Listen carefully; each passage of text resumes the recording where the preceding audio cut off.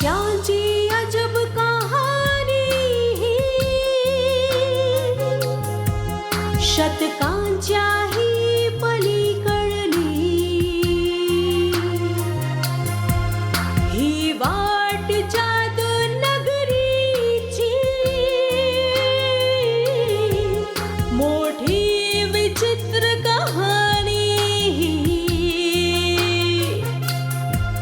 ही दोन मनाची गाथा, आकाश धरेची प्रेम कथा, ती तर आहे स्वप्न परी। चंद्रमुखी चंद्रमुखी चंद्रमुखी चंद्रमुखी। जर तुझा चित्कार इतका लोभस आहे तर तुझं गीत किती मधुर असेल। आम्हाला आपल्या कक्षात घेऊन जाण्यापूर्वी एक अंगाई ऐकव चंदू।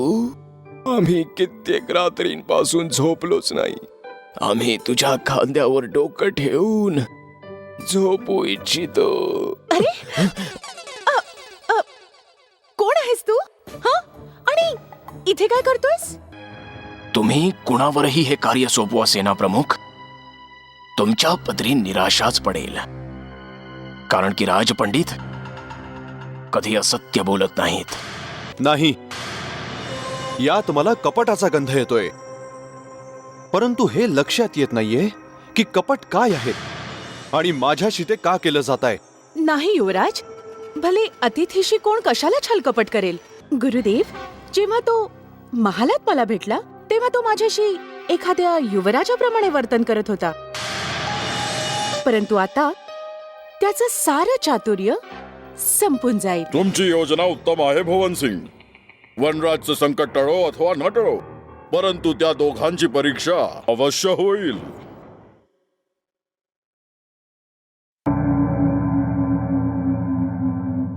काय हे तुम्ही काय बोलताय सेनाप्रमुख?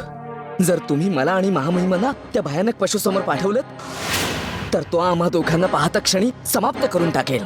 हो सेनाप्रमुख, आम्ही त्या पशुराजची शक्ती यापूर्वीही पाहिली आहे। अमावास्येच्या रात्री त्या अतिथी युवराजात 10 हत्तींचं बळ येतं। मग काय झालं? तुम्ही सुद्धा खूप मोठे आणि महान योद्धे आहात महामहिम। मला त्या वनराजच्या तोडीचा योद्धा तुमच्या शिवाय दुसरा कोणीच दिसला नाही। असं काही नाहीये सेनाप्रमुख। आपल्या राज्यात मोठमोठे श्रेष्ठ योद्धे महायोद्धे आहेत। तुम्ही त्यांच्यापैकी कुणा एकाला पाठवून द्या ना। महामहिम, भुवन सिंगांनी तुम्हाला आणि नागराजला तिथे जाण्याचा आदेश दिला आहे। सेनाप्रमुख, मी तर एक निर्बल तुच्छ अधिकारी आहे। मी त्या वनराज समोर कसा काय टिकू शकणार, जो 10 हत्तींपेक्षा जास्त बलवान आहे? आणि तसंही मागील काही दिवसांपासून माझं स्वास्थ्य जराही ठीक नाहीये। सेनाप्रमुख, माझ्यासाठी तर उठून चालणंही खूप कठीण आहे। तुम्ही एक काम करा, महामहिमांना एकट्यालाच पाठवा ना। कारणे शोधू नकोस आता। आता तर तुझं स्वास्थ्य ठीक होतं आणि पशुराजचं नाव ऐकताच तुझं स्वास्थ्यच बिघडलं। जर मला त्या पशुराज समोर जावं लागलं तर मी तुला घेतल्याशिवाय नाही जाणार। तुम्ही योग्य बोलताय महामहिम। नागराजचं स्वास्थ्य ठीक असो व नसो, तुम्हा दोघांना तिथे जायलाच हवं। तसं तुम्हा दोघांना घाबरण्याची काही गरज नाहीये, कारण रूपनगराची सेना तुमच्या मागेच असेल। जरी त्या पशुराजने तुमच्यावर आक्रमणही केलं तर रूपनगराची सेना तुम्हाला वाचवेल। परंतु सेनाप्रमुख, तुम्ही आम्हाला सेनेच्या पुढेच का उभं करणार आहात? आम्ही सेनेच्या मागेही उभे राहू शकतो ना। आम्ही सेनेच्या मागे उभे राहू आणि त्यांना निर्देश देऊ आणि वनराजकडून येणाऱ्या कोणत्याही संकटाला समाप्त करून टाकू। सेनाप्रमुख, नागराज योग्य तेच बोलतोय। मला तर नागराजचा सल्ला खूपच आवडला। जर तुम्ही मला नागराजच्या रणनीतीवर कार्य करण्याचा आदेश द्याल तर मी रूपनगराची रक्षा करू शकतो। नाही नाही, श्री भुवन सिंगांनी जी रणनीती बनवली आहे आपल्याला त्यानुसारच कार्य करायला हवं। तुम्हा दोघांना रूपनगराच्या सेनेपासून एक कोस पुढे उभं राहायला हवं। आणि तिथूनच जुन्या महालावर तीक्ष्ण नजर ठेवायला हवी. सेना प्रमुख, तुम्हाला काय झालंय? काय झालंय तुम्हाला? तुम्ही आम्हा दोघांना मारायला इतके का उतावळे झालात? जर तुम्हाला आम्ही इतकेच नापसंत आहोत तर उचला आपली तलवार आणि आम्हा दोघांचं शिर कापून फेकून द्या. सेना प्रमुख, नागराज योग्यच तर बोलतोय. माहित नाही तुम्ही आमच्या मागे का लागला आहात, जेव्हा की आम्ही दोघे तुमचा सन्मान भुवन सिंगांपेक्षाही जास्त करतो. आता जेही करू शकता ते भुवन सिंगच करू शकतात, कारण मी त्यांची रणनीती नाही बदलू शकत. आणि हो, त्यांच्या आदेशाचं पालन योग्य प्रकारे करा. अंतिम श्वासापर्यंत सेनेच्या पुढेच उभं राहायचं. येतो आम्ही.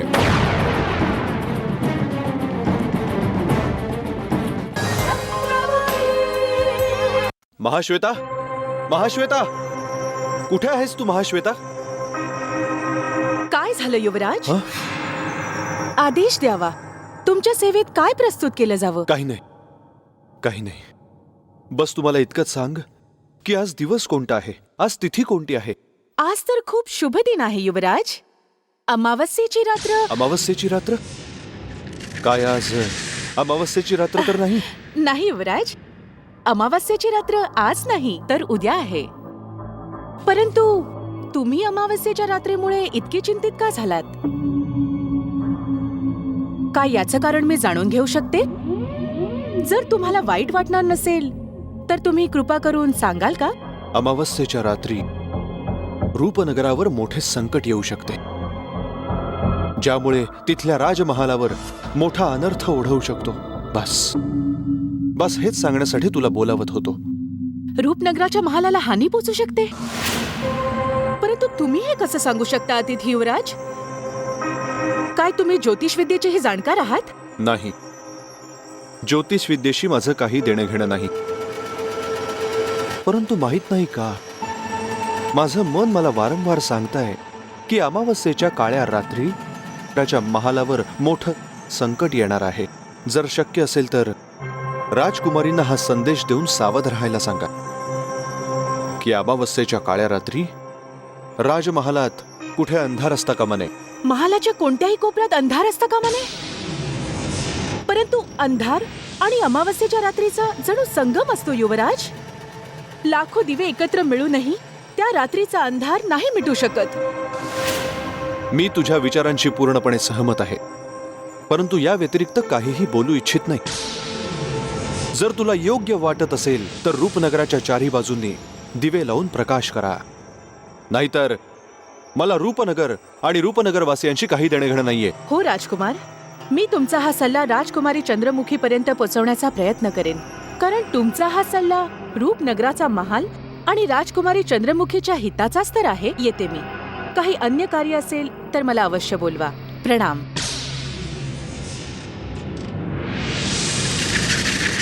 अमावस्येची रात्र येण्यापूर्वीच माझ्या मनात जणू भीतीचा अंधार पसरतोय. माहित नाही उद्या अमावस्येच्या रात्री रूपनगरावर कोणते संकट ओढवणार आहे. अमावस्येची रात्र यायला केवळ एक दिवस उरलाय. नागराज, जर तू काहीही उपाय नाही शोधलास तर अमावास्येची उद्याची रात्र आपल्या जीवनाची अंतिम रात्र असेल. महामहिम, तुम्ही सदैव माझ्यावरच का ओरडत असता? का?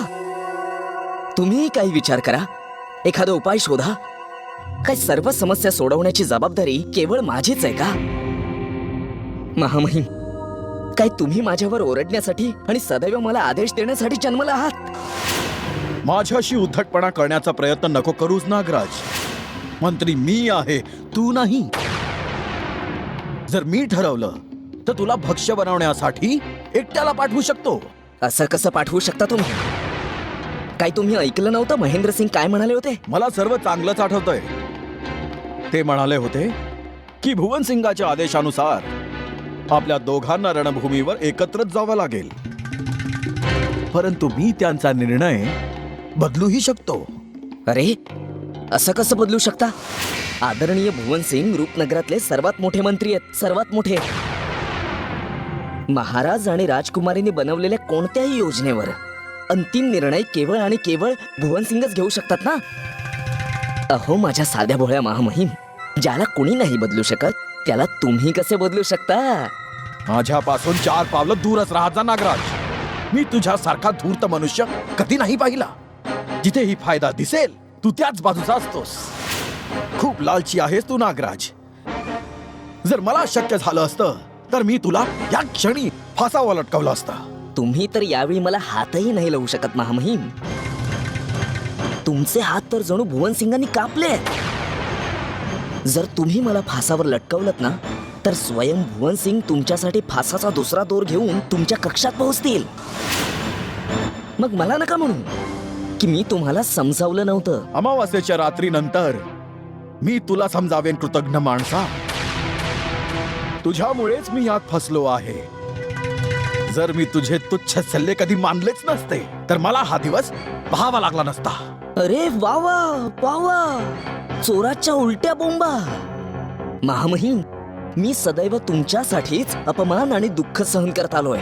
तुमच्यापेक्षा चांगले तर मंत्रीवर्य रणवीर सिंग होते, जे सदैव माझ्याशी सन्मानाने बोलायचे. तरी तुम्ही तर सदैव मला एखाद्या श्वानाप्रमाणे चावायचा प्रयत्न करत असता. आता पुन्हा एकदा तुझ्या तोंडातून माझ्यासाठी एकही अपशब्द निघाला तर मी तुझं शिर धडा वेगळं करेन. काय तू विसरलास की मी कोण आहे? आणि माझ्याच समोर तू त्या रणवीर सिंगची प्रशंसा करतोयस, जे तुला पायातल्या जोड्यांप्रमाणे वागणूक देत होते. अरे अरे महामहिम, तुम्ही तर रागवलात. तुम्हाला वाईट साईड बोलून मी हे पाहू इच्छित होतो की तुम्ही जेव्हा क्रोधित होता तेव्हा त्या क्रोधात तुम्ही किती भयानक आणि क्रूर दिसता. बस हेच बघायचं होतं. तू मला क्रोधित करून काय पाहिलंस? जेव्हा मी क्रोधित होतो तेव्हा मी कसा दिसतो नागराज? तुम्ही साक्षात यमराजाचे बंधू वाटता महामहिम, साक्षात. आता पाहाच, जेव्हा तो पशुराज तुमच्या समोर येईल ना तेव्हा कसा घाबरून पळून जाईल. तुम्ही चिंता नका करू महामहिम, जराही चिंता नका करू. मी सदैव तुमच्या जोड्यांप्रमाणे तुमच्या पावलांखाली चालत राहीन. मी तुम्हाला पूर्वीसारखं संकटात पडू देणार नाही, जसं पूर्व मंत्रीवर्य रणवीर सिंगने तुम्हाला टाकलं होतं. आता पाहूया महामहिम की अमावस्येची काळी रात्र रूपनगर आणि रूपनगराच्या या महालावर काय संकट घेऊन येते.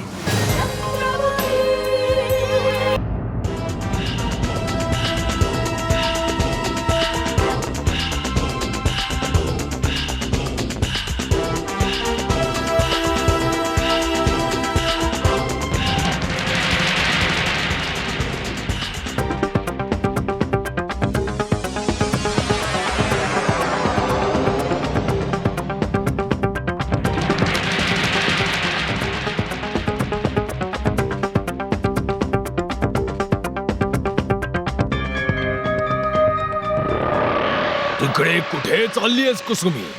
इथे आहोत आम्ही. प्रणाम गुरुदेव. काय वेळ मिळाला तुला आपल्या गुरुदेवांकडे येण्याचा? असं वाटत आहे की राजकुमारी चंद्रमुखीला प्राप्त करण्यासाठी आम्हाला संपूर्ण जीवनभर या जंगलामध्ये भटकून तपस्या करावी लागणार आहे. कारण तू तर काहीच करू शकणार नाहीस, काही नाही. गुरुदेव, मी सदैव तुमच्या सर्व आदेशांचं पालन केलंय. तुमचा कोणताही आदेश कधीच मोडला नाहीये मी. तर मग तुम्ही माझ्यावर इतके क्रोधित का होता गुरुदेव? क्रोधित का होतोय? अरे आम्ही क्रोधित न व्हावं तर मग काय करावं? हा? रूपनगरच्या महालात ते तुच्छ युवराज सुद्धा पोहोचले, जे कधी आमच्या अधीन होते, दास होते, सेवक होते. आणि आम्ही त्यांचे स्वामी असूनही या रूपनगरच्या जंगलात इकडे तिकडे भटकतोय, भरकटतोय. तुम्ही चिंता नका करू गुरुदेव. खूपच लवकर तुम्हीही रूपनगराच्या महालात प्रवेश करू शकाल. आणि तसंही तुमच्यासाठी हे कोणतं मोठं कार्य आहे गुरुदेव? तुम्ही तर पापणी लावताच ज्या ठिकाणी हवं तिथे पोचू शकता. बडबड बंद कर कुसुमी. आम्हाला या बडबडीचा कंटाळा आलेला आहे. आणि आम्ही आजकाल पाहतोय की तू तू खूपच खुशमस्करी करणारी होत चाललेली आहेस. ही खुशमस्करी नाही गुरुदेव, माझी तुमच्यासाठी असलेली स्वामी भक्ती आहे. जर वेळ आलीच तर कुसुमी तुमच्यासाठी स्वतःच्या प्राणांचाही त्याग करेल. बस इतकंच सांगायचं होतं गुरुदेव. असं आम्ही प्रसन्न झालो. हे तर येणारा काळच ठरवेल कुसुमी की तू आमच्यासाठी केव्हा आणि कसं बलिदान देतेस. परंतु तू आता या क्षणी तात्काळ आमची एक चिंता अवश्य दूर करू शकतेस, आणि तीही आहे की या युवराजांपैकी कोणीही राजकुमारी चंद्रमुखीच्या मनात तर घर करून नाही बसलंय. अरे नाही गुरुदेव, कुसुमी असताना हे सर्व युवराज राजकुमारीच्या मनात घरच काय, त्यांच्या पावलांजवळ सुद्धा नाही पोचू शकत. जर तू जे सांगतेस ते सत्य आहे कुसुमी, तर आम्ही प्रसन्न झालो आम्ही. परंतु एका गोष्टीची चिंता आम्हाला सतावते. जर राजकुमारी चंद्रमुखी कोण्या मूर्ख युवराजावर मोहित झाली तर आमचं काय होईल. म्हणूनच आमची इच्छा आहे की आम्ही शीघ्रातिशीघ्र रूपनगरच्या महालात पोहोचून आपला तळ ठोकायला हवा. हे तुम्ही काय बोलताय गुरुदेव? तुम्ही रूपनगराच्या महालात पोचण्यासाठी इतकी घाई करता कामा नये. कारण आता रूपनगराच्या महालात सर्व गुप्तहेरांची दृष्टी खिळलेली आहे. अशा परिस्थितीत तुमचं रूपनगरात येणं आपल्यासाठी संकट निर्माण करू शकतं गुरुदेव. नाही नाही कुसुमी, नाही.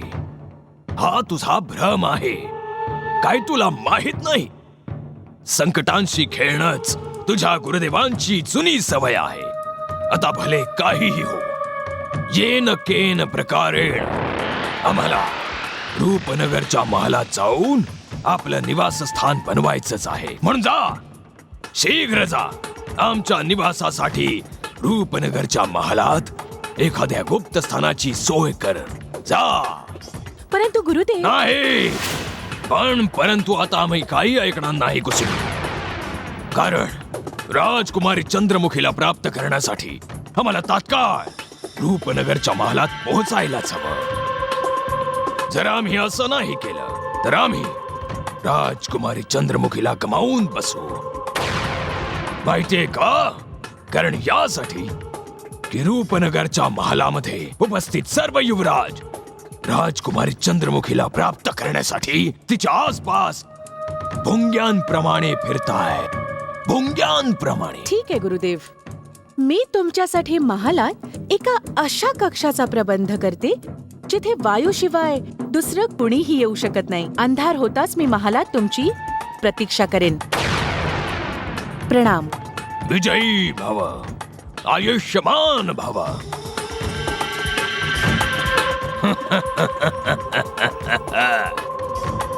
आता आम्ही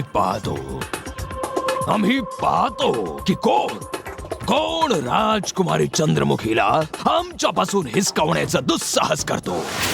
आमच्यापासून हिसकावण्याचं दुस्साहस.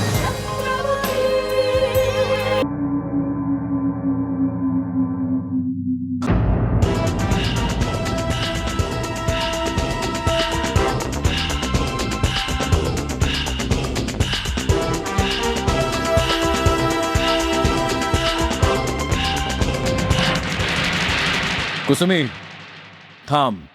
हुजूर, तुम्ही मला काही म्हणालात? हो कुसुमी, आधी मला हे सांग की तुला या महालात कुणाच्या सेवेसाठी नियुक्त केलं आहे?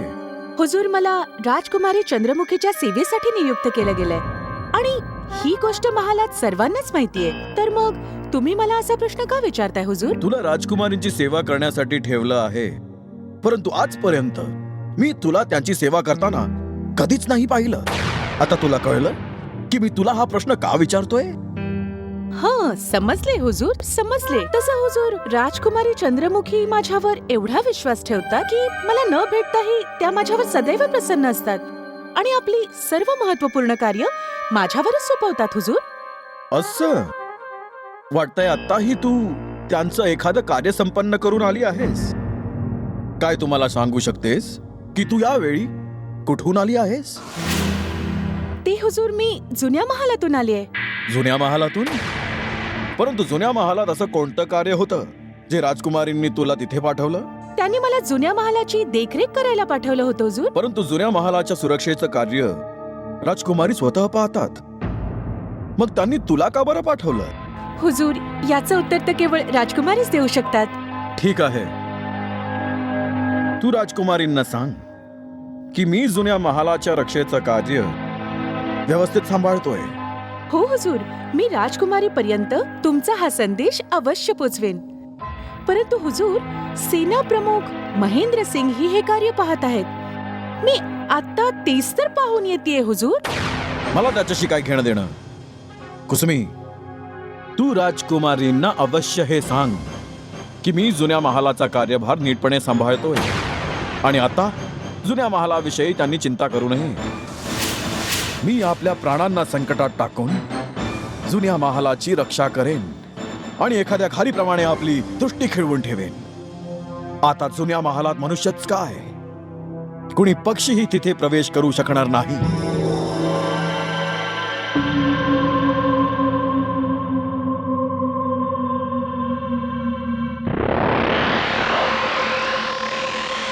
असं तर हा आहे रूपनगरचा भव्य महाल. आता राजकुमारी चंद्रमुखी बरोबरच हा राजमहालही आमचाच होईल. कुसुमी त्या मिनाराच्या दुसऱ्या बाजूला आमची प्रतीक्षा करत असेल.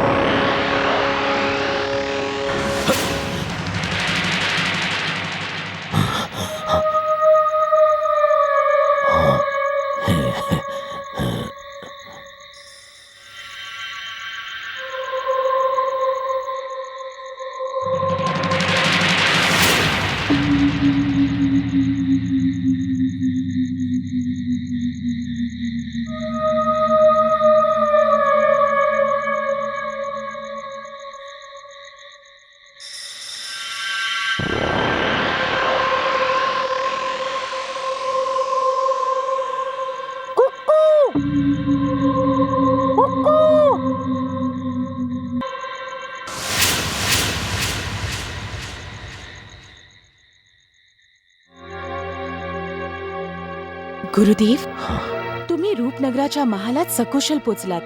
मला खूप प्रसन्नता वाटतेय.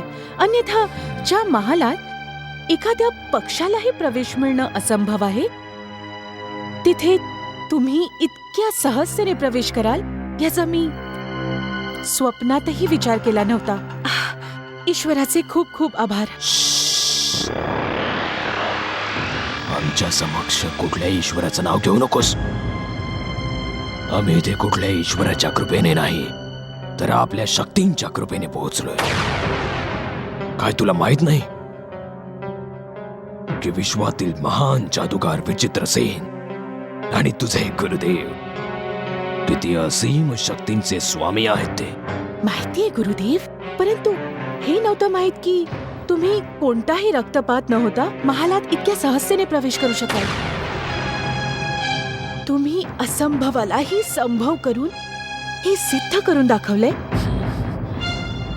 की या संपूर्ण रूपनगरात तुमच्यासारखा शक्तिशाली आणि चतुर कुणीच नाही. शांत हो कुसुमी, शांत. ही वेळ आमची प्रशंसा करण्याची नाहीये. जर महालात कुणी जागं झालं तर आमचे सर्व परिश्रम व्यर्थ ठरतील. आता हे सांग, तू आमच्या राहण्याची व्यवस्था कुठे केली आहेस बरं? ही सोय पण आम्हाला स्वतःलाच करावी लागेल. बोल. सेविका असताना इथे तुम्हाला कोणताही त्रास नाही होणार. तुमच्या आदेशानुसार मी एका अशा गुप्त कक्षाचा प्रबंध केलाय जिथे कोणाचीही दृष्टी नाही पडू शकत. असं? रूपनगरच्या या रहस्यमयी महालात असं कोणतं स्थान आहे जिथे रात्रीच्या या घोर अंधकारात आम्हाला कोणीही नाही पाहू शकणार? आम्हाला तात्काळ तिथे घेऊन चल. या गुरुदेव, मी तुमच्यासाठी महालात एका अशा गुप्त कक्षाचा प्रबंध केलाय जिथे सूक्ष्म किडे मुंग्याही प्रवेश नाही करू शकणार. या गुरुदेव, मी शीघ्र अतिशीघ्र तुम्हाला त्या कक्षाकडे घेऊन जाते. जर इथे कुणी आपल्याला पाहिलं तर साऱ्या महालात खळबळ वाजेल. चल. चला.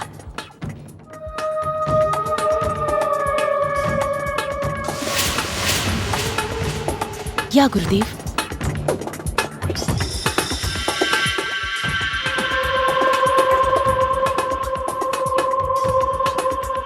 या गुरुदेव, यावं. गुरुदेव, हाच आहे तो गुप्त कक्ष जिथे तुम्हाला कुणीही नाही पाहू शकणार. तुम्ही थकला असाल, विश्रांती घ्या. नाही कुसुमी, नाही. ही आमच्या विश्रांतीची वेळ नाहीये. विश्रांती तर आम्ही तेव्हाच घेऊ जेव्हा आम्ही ठरवलेली समस्त कार्ये पूर्ण होतील. तू तर फक्त तात्काळ आम्हाला इतकंच सांग, आमची प्राणप्रिया मनमोहिनी राजकुमारी चंद्रमुखीचा कक्ष आमच्या या कक्षापासून किती दूर आहे? तू तर फक्त तात्काळ आम्हाला इतकंच सांग, आमची प्राणप्रिया मनमोहिनी राजकुमारी चंद्रमुखीचा कक्ष आमच्या या कक्षापासून किती दूर आहे? गुरुदेव, तुमच्या प्राणप्रियेचा कक्ष या कक्षाच्या विरुद्ध दिशेला आहे. या क्षणी राजकुमारी चंद्रमुखी महालाच्या उत्तर दिशेला विश्रांती घेत आहेत आणि आपण दक्षिण दिशेला आहोत. सुंदर, अति सुंदर. आणखी एक सूचना आम्हाला तुझ्याकडून तात्काळ हवी आहे. तीही की यावेळी महालात असलेले अन्य अतिथी युवराज कुठे थांबलेले आहेत? युवराज सूर्य प्रताप सिंग आणि भानू प्रताप सिंग महालाच्या पश्चिम दिशेला असलेल्या अतिथीगृहात राहत आहेत आणि दोन्ही युवराजांचे कक्ष जवळजवळच आहेत. गुरुदेव, यावेळी दोन्ही युवराज गाढ निद्रेमध्ये मग्न आहेत.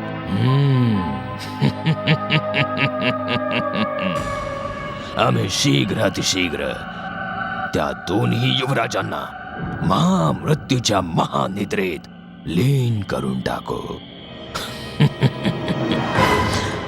परंतु हो, तू आम्हाला तो तिसरा युवराज दैत्य सम्राट वनराजांविषयी काही नाही सांगितलंस.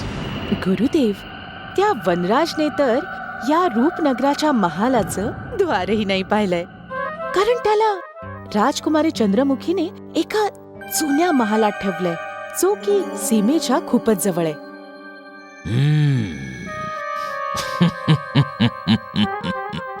असं, आता आमची पूर्ण खात्री पटली की राजकुमारी चंद्रमुखी दैत्य सम्राट वनराजाच्या अमावस्येच्या रात्री हिंसक पशुमध्ये परावर्तित होण्याच्या रहस्याला चांगल्या प्रकारेच ओळखून चुकलीये. या कारणामुळेच तिने वनराजाला महालाच्या सीमेपासून दूर जुन्या महालात ठेवलेलं. परंतु तिला हे नाही माहीत की विश्वातील कोणतीही शक्ती अमावस्येच्या रात्री दैत्य सम्राट वनराजाला पशुमध्ये परावर्तित होण्यापासून थांबवू नाही शकत. आणि एक वेळ अमावस्येच्या रात्री दैत्य सम्राट वनराज हिंसक पशुमध्ये परावर्तित झाले ना, तर आपल्या समोर येणाऱ्या कोणत्याही मनुष्याला क्षणभरात समाप्त करून टाकतील. क्षणभरात.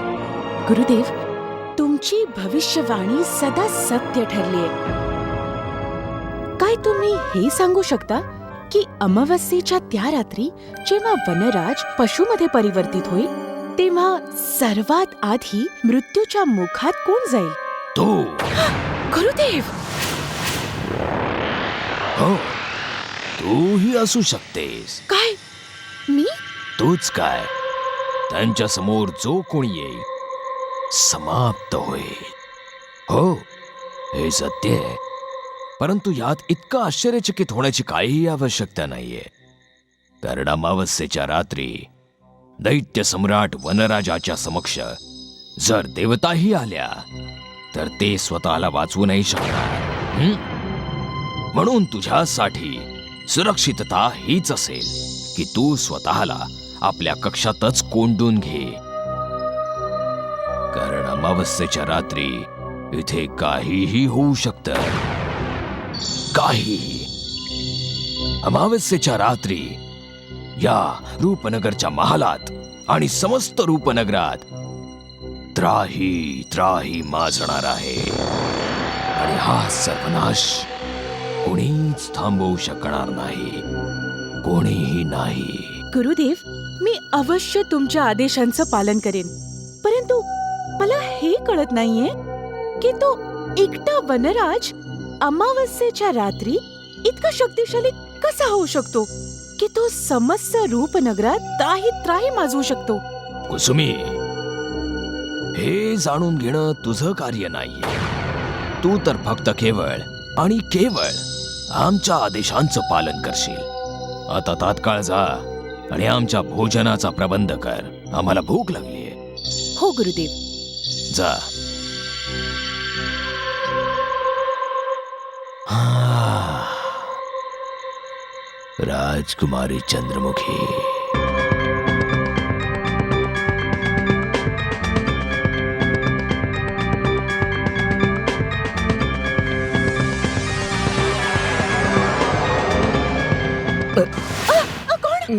मी नागराज. परंतु तू अशी लपून छपून अंधारात कुठे चालली आहेस? आणि तुझ्या मुखावर मला इतकी भीती का दिसते? ते मी तसा हुजूर, भीती तर तुमच्याही मुखावर पसरलीये. तुम्ही सुद्धा रात्रीच्या या अंधारात लपून छपून कुठे जात होतात. तर मग तुम्ही इतके क्रोधित होऊन हा प्रश्न मला का विचारताय? जर मीही तुम्हाला हाच प्रश्न विचारला तर तुम्ही काय उत्तर द्याल? मला प्रश्न विचारण्याचा अधिकार तुला नाहीये कुसुमी. लक्षात ठेव, मी या महालातील एक उच्च अधिकारी आहे. प्रश्न विचारण्याचा अधिकार मला आहे, तुला नाही. सांग, या क्षणी तू कुठे चालली आहेस?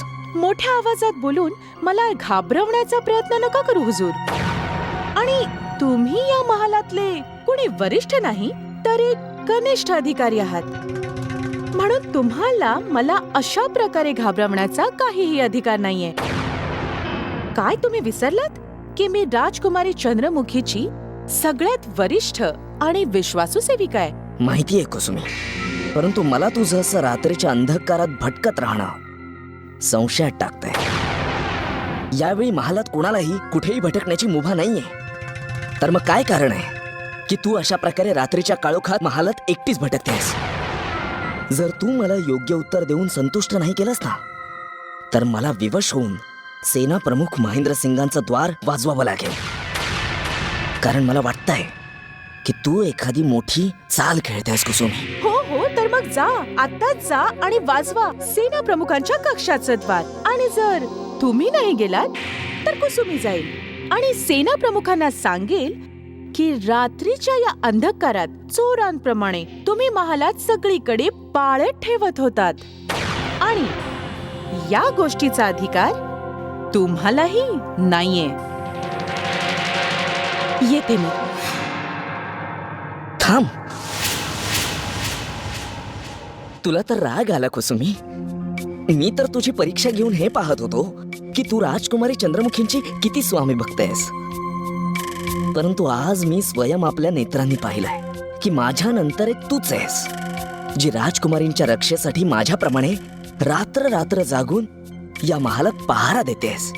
असं तर तुम्हीही अंधारात लपून छपून पहारा देत होतात. तुम्ही कोणाला येताना पाहिलं? हो कुसुमी, मी देखील काळोखात कुणाला तरी या महालात येताना पाहिलंय. कदाचित या दुष्टाने गुरुदेवांना येताना तर नाही पाहिलं. जर याला कळलं तर राजकुमारी चंद्रमुखी मला तात्काळ मृत्यूदंड देते. कुसुमी, कोणता विचार करतेस तू? काय तुम्ही सत्य सांगता? 16 आणि सत्य सांगतोय कुसुमी, 16 आणि सत्य. मी कुण्या पुरुषाला पाहिलंय, परंतु मी त्याला ओळखू नाही शकलो की तो आहे तरी कोण. हो हो हुजूर, मी सुद्धा एका माणसाला आत येताना पाहिलं, परंतु तुमच्याप्रमाणेच मीही त्याला ओळखू नाही शकले. म्हणून गुपचूप मी त्याचा पाठलाग करतच होते की तुम्ही भेटलात. याचं तात्पर्य तर हेच झालं कुसुमी की आपण दोघेही आपलं कर्तव्य पार पाडत होतो, परंतु एकमेकांवर संशय घेऊन बसलो. मला क्षमा कर, मी अजाणतेपणे तुला वाईट साईड बोललो, परंतु यात माझा काहीच दोष नव्हता. तुम्हीही मला क्षमा करा हुजूर. मीही आपल्या क्रोधावर नियंत्रण नाही ठेवू शकले. क्षमा प्रार्थी आहे. आता आज्ञा द्यावी, मला जरा भीती वाटते. तू चिंता करू नकोस कुसुमी, तू जाऊन आपल्या कक्षात विश्रांती घे. इथे मी सगळं सांभाळतो. जा जा. हो.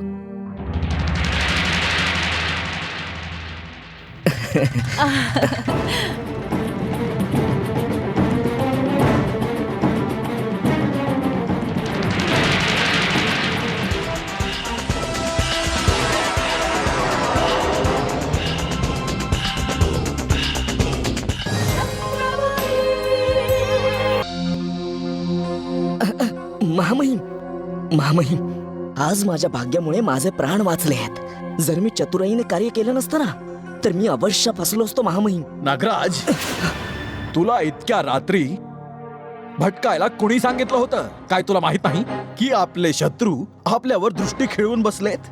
आता आपल्याला काही दिवसांसाठी आपली षडयंत्रे बंद करावी लागतील. जर आपल्या षडयंत्राची माहिती कुणालाही समजली तर आपल्या दोघांची शिरे आपल्या धडावेगळी केली जातील. समजलं? जाणतो महामहिम, जाणतो. परंतु आज भाग्याने माझ्या हाती अशी माहिती लागली जी जी ऐकून तुम्ही प्रसन्न व्हाल महामहिम. मी अशी गुप्त सूचना घेऊन आलोय जिचा कधी आपण स्वप्नातही विचार केला नव्हता. नागराज, अशा मध्यरात्री तू कोणती सूचना घेऊन आलायस जो इतका उतावीळ झाला आहेस? शीघ्र सांग, काय सूचना आहे? महामहिम, आता आपली नक्षत्रही बदलणार आहेत. आज महालात त्याचं आगमन झालंय जो कधी रूपनगराच्या जंगलात आपलं साम्राज्य चालवत होता. तू कुणाविषयी बोलतोयस नागराज? जो रूपनगराच्या जंगलाचं साम्राज्य सोडून महालात आला आहे? महामहिम, सगळं सांगतो. आधी ही तलवार बाजूला ठेवा. मी त्या विचित्र मनुष्याविषयी बोलतोय महामहिम, ज्याने मोठमोठ्या महारथींना धूळ चारली होती, ज्याने मोठमोठ्या योद्ध्यांना आपलं दास बनवलं होतं महामहिम. कोणी घालणं बंद कर आणि मला स्पष्टपणे सांग की रूपनगराच्या महाबलींना कोण दास बनवत आहे? मला काहीही कळेनासं झालंय की रात्रीच्या या अंधकारात आगंतुक पाहुणा कोण आला आहे? महामहिम, तो कोणी दुसरा नाहीये, असीम शक्तींचा सम्राट विचित्रसेन आहे. विचित्रसेन? ही दोन